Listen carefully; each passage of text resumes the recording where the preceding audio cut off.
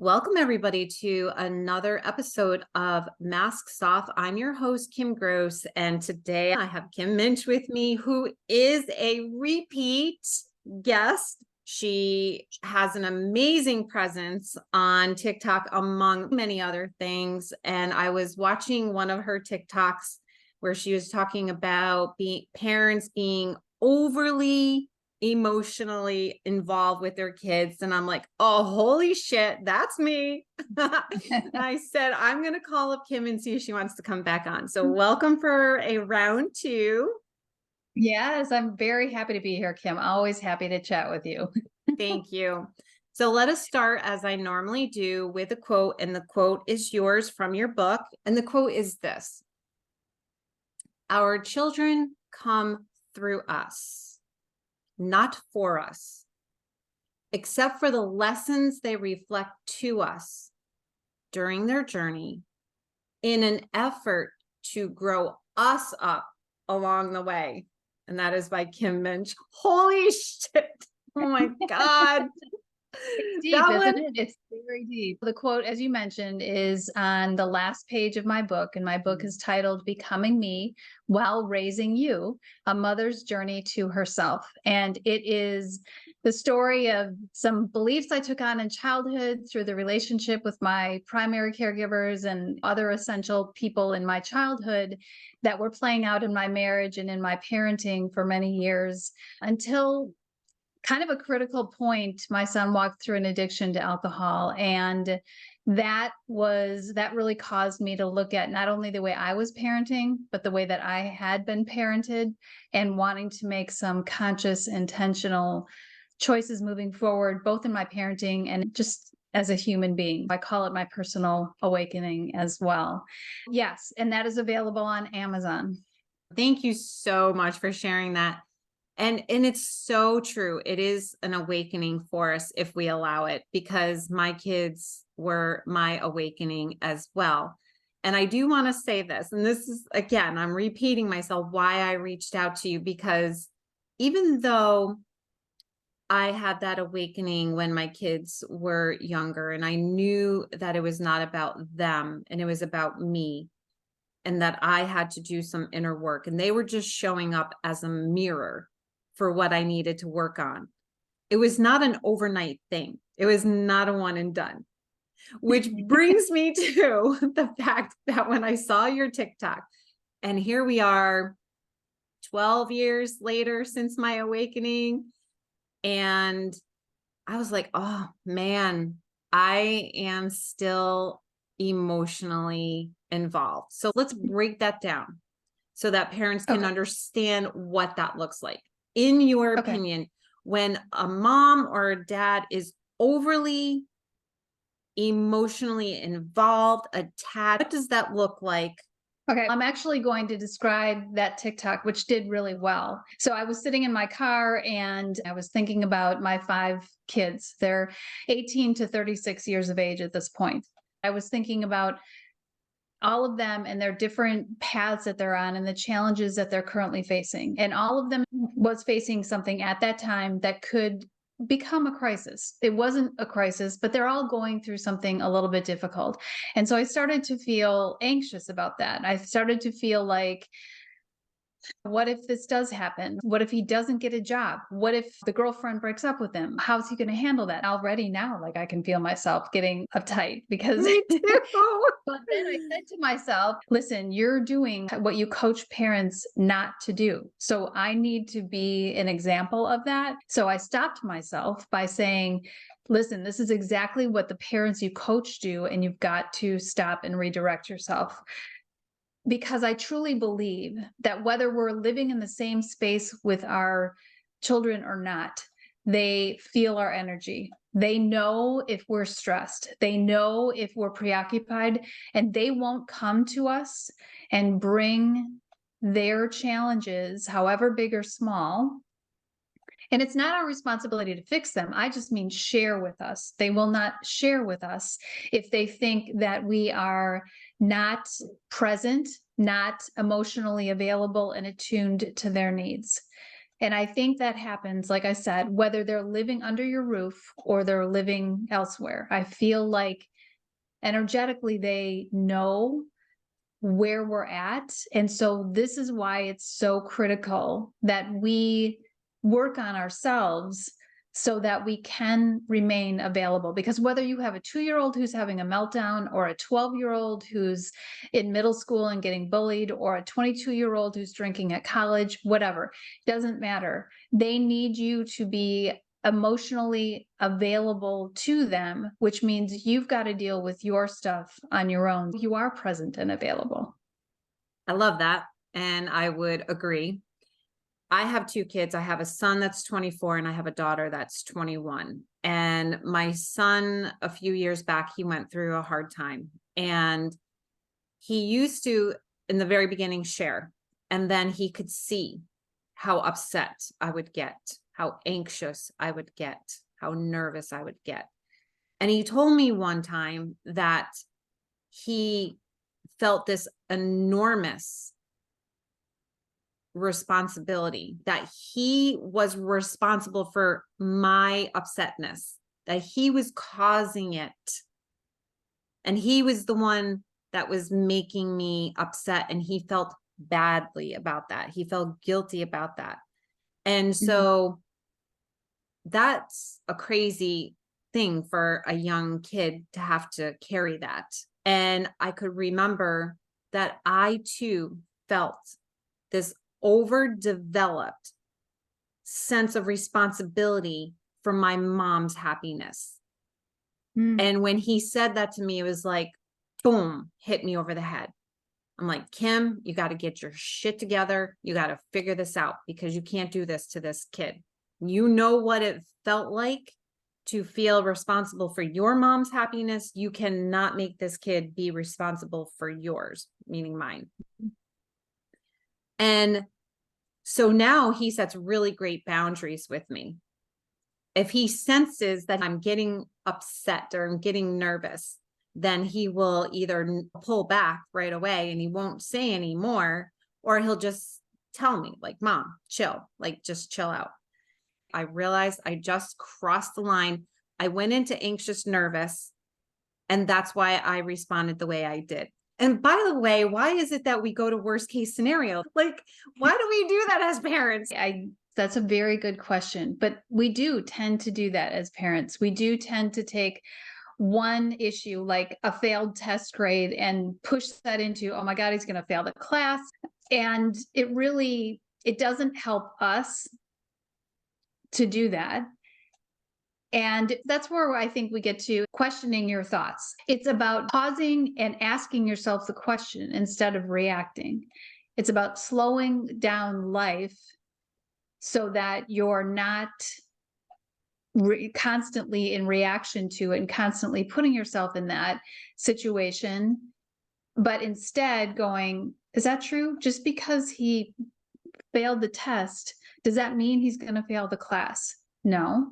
So why am I getting so uptight about this? It's about being aware, but not getting anxious. Yeah. Like with my 5 kids that day, like, I'm aware that they're all going through something difficult, but it doesn't help them. And it certainly doesn't help me be the grounding space that they need to go into anxious mode. I need to stay in awareness and have the faith and belief that they will be able to figure it out. I have to have faith in their ability to choose themselves and choose the healthiest option for them. That's such a beautiful point that you bring up, that when we don't believe in them, or we go into anxious, nervous, and we catastrophize and we think the worst case scenario, and then either verbally communicate that to them or energetically, as they can feel our energy, what we're telling them is, I don't believe in you. I don't think you can do this. And what's really happening, which you just so beautifully described, is that we are not staying in the present moment.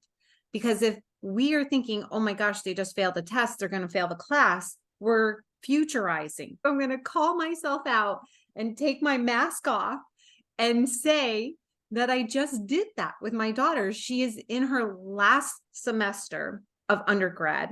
She's taking a science course that she needs as a requirement. It's a chemistry class. And a few weeks ago, she failed a test, and I went into, oh my gosh, she's going to fail the course. She's not going to graduate on time. And the thing is, she even went there. So I wasn't helping her at all. She just called me 2 hours ago. Mom, guess what I got on my last test? What'd you get? I got an 87. So like she's passing the class now. And what was all that freaking worry about? Right. And it didn't help me, and it doesn't help her. So what's so beautiful, and I wrote it down because it's great. You said, be the grounding space. So now let's pivot and talk about what is the best way for us to show up for our kids. How can we help the parents that are listening to know how to do it differently? What do you do differently with your kids? First, I'll say it's a practice. So even if it doesn't go as well as you would want, you've had that practice and you can learn from it. How do you hold space? Because that was something we talked about, and you just said a few minutes ago, be the grounding space. So what does that mean? What does that space, that container look like, so that our teens and young adults will come to us? Or if they do come to us, how can we show up best for them? First and foremost, get into a daily meditation practice, because we become disconnected from ourselves. That's where some of the anxiety comes from. So being intentional, I start my day with meditation every morning. This is what I think helps us to reconnect with ourselves. The other thing I do is physical activity. I strongly suggest that parents find a way to be physically active. It's like working the anxiety out of your body, right? So I meditate and I go to the gym every morning before I have any clients. Self-care are things that you won't compromise on. You build them into your day, whether you enjoy them or not, because when you do them, you are a better person for that. And by better, patient, more present, more emotionally available to the people who you love most. That being said, there's a fine line between being the container, being the person that just listens without judgment, that reiterates, I believe in you. I believe you're capable of this. I believe that you'll figure it out. And feeling responsible for their happiness or their future. We are not responsible for anybody else's happiness. We are not responsible for our spouse's happiness. We can add to our spouse's happiness. We can add to our children's happiness, but we are not responsible for it. I love that. And that's Codependence 101, right? We cannot make anyone happy. The whole serenity prayer is, how does it go? God, grant me the serenity to accept the things I cannot change. I cannot change or control people, places, and things. So God, grant me the serenity to accept the things I cannot change, the courage to change the things I can, which is just me, and the wisdom to know the difference. So just saying that, the reason it's called the serenity prayer is because it brings you a sense of peace and serenity when you know that you cannot change or control things that are on the outside. And so when you do try to control, it's only an illusion. If you're trying to control the outcome for your children who are sad or depressed or anxious or struggling, boy, I'm saying all this, but I better take my own medicine. I'm like, Kim, listen to yourself. 10 minutes later, I'll get off the phone and I'll call up my daughter. Blah, blah, blah. Here's my question to you is, if that happens, where's the disconnect? Because intellectually, we all know that we can't future trip as parents. And this is what I work on with parents when I'm coaching them, is to reconnect with themselves so that they can parent from their intuition, because nobody knows your kid like you do. And sometimes we don't feel we know our kids very well. And that's true. The older they get, the more they get invested in their peers and whatnot. But that's all the more reason for us to do our own work so we can tap into the nuances of their moods and what's, as much as we possibly can. Yeah, I love that. And so what is the disconnect for me? I think You just did it. So for those people who are listening to the podcast and not watching, just to see that Kim kept pointing toward her heart, like the intuition.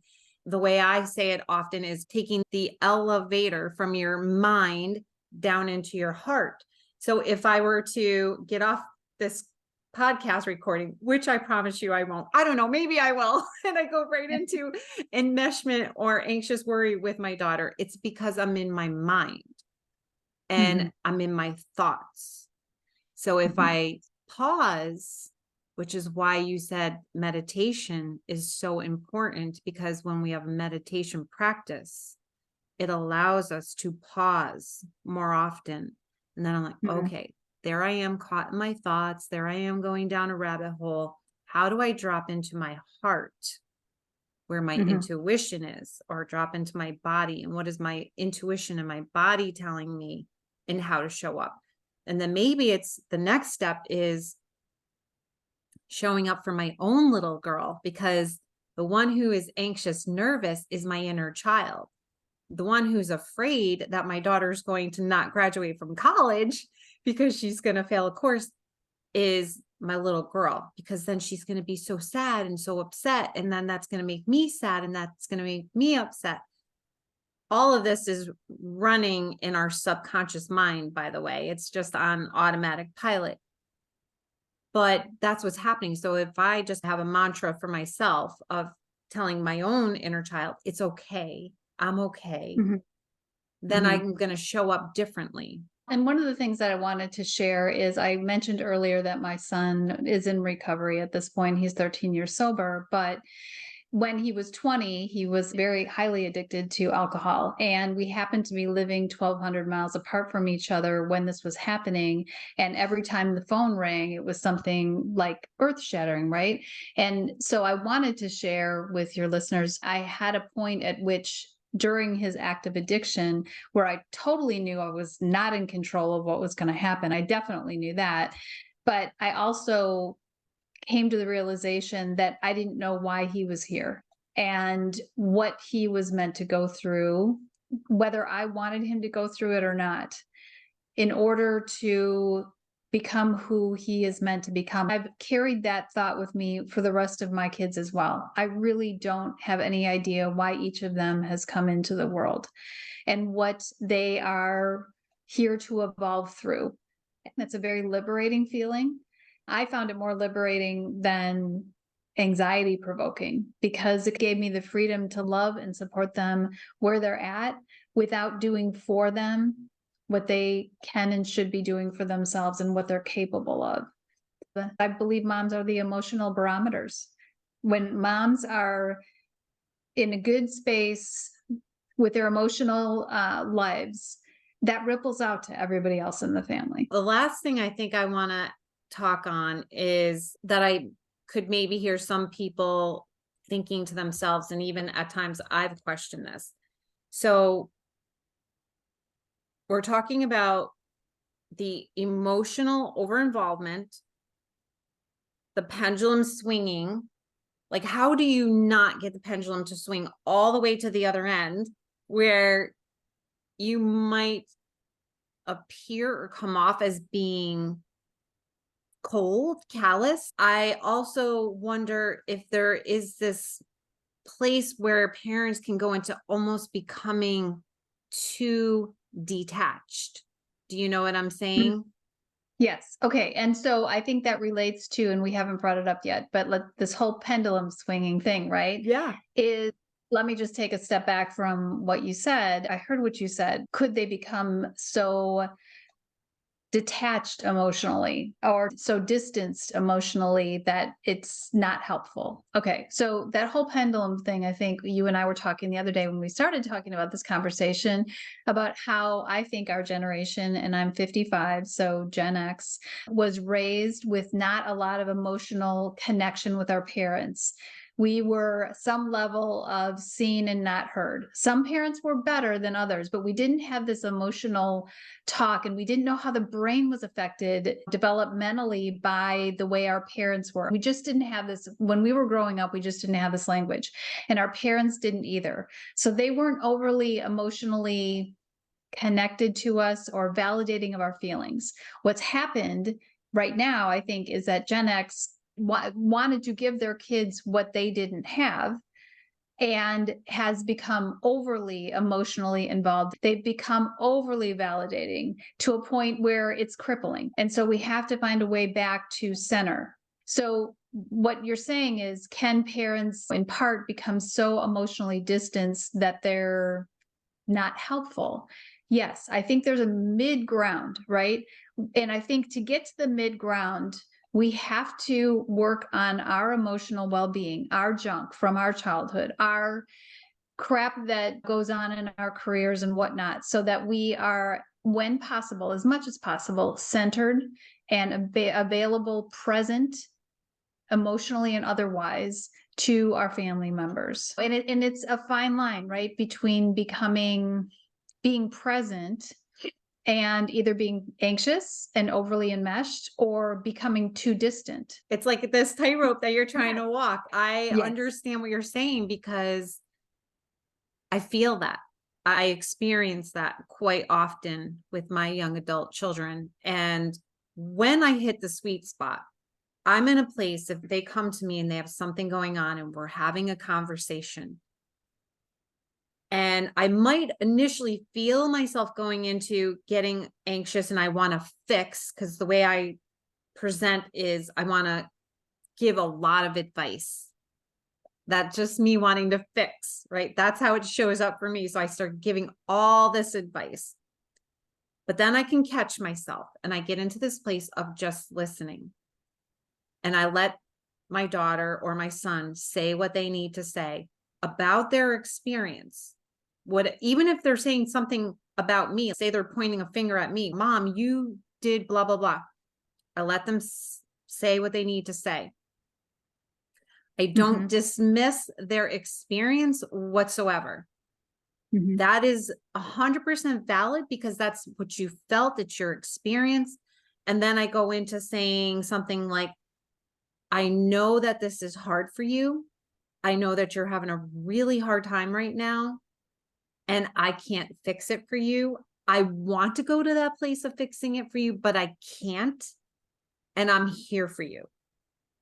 So for me, that feels like this middle ground. It feels like a sweet spot where I'm letting them have their feelings, their emotions, as big as they might be. They express it. I'm holding space for them. And then I'm being honest about what I'm going through. I want to fix right now. I so freaking want to fix this for you, but I can't. And I know that's not the best thing for me to do. So I'm just here to listen. And I might say something like, I know you can do this. I believe in you. Or this too shall pass. And that seems to work beautifully. Do you have any thoughts on that or anything to add? One other thing that I would add to that is there is something that I say, to a point where sometimes my kids roll their eyes at me because I say it so often, but I do mean it and they know I mean it, is in a situation like that, how can mom best support you? Yes. Because I think we want to support them, but I want them to learn how to figure out what they need and advocate for it, instead of me rushing in to fix it in some way, shape, or form. So I work with parents on this all the time. How can mom best support you? And 9 times out of 10, if their kid hasn't ever had that experience of the parent asking them, they will say, I don't know. Yeah. And then I say to parents, okay, then I want you to say,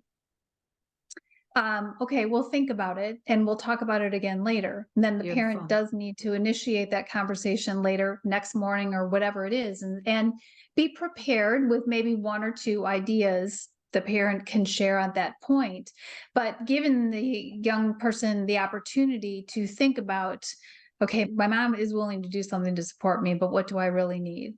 And so what I always tell parents, if they come back to you the next day and you ask them again and they say, I actually think you could do this.